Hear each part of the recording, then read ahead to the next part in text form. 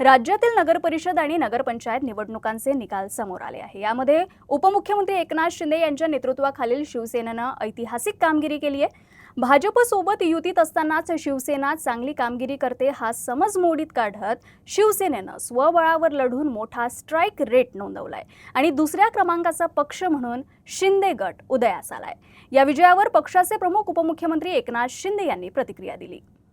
कन्या निवडणुकीमध्ये जसं लोकसभेमध्ये महायुतीला प्रचंड यश मिळालं, विधानसभेत देखील लँडस्लाईड मॅन्डेट मिळालं, तसंच या नगरपरिषदा, नगरपालिका आणि नगरपंचायतीमध्ये देखील अतिशय दैदिप्यमान असं यश या आपल्या नगरपालिका आणि नगरपंचायतीच्या निवडणुकांमध्ये, स्थानिक स्वराज्य संस्थांमध्ये मिळालं।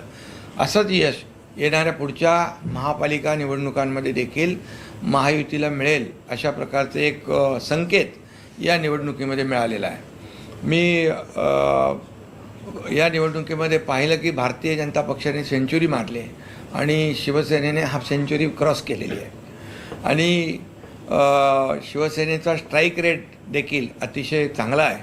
कमी जागा लढवून जास्तीचा जागा या ठिकाणी नगराध्यक्षपदाच्या आणि नगरसेवकपदाच्या जिंकलेल्या आहेत आणि त्याबरोबर महाविकास आघाडी च्या एकूण सगळ्या जागांची बेरीज धरली तरीसुद्धा ती शिवसेनेच्या बेरजेपेक्षा कमी आहे।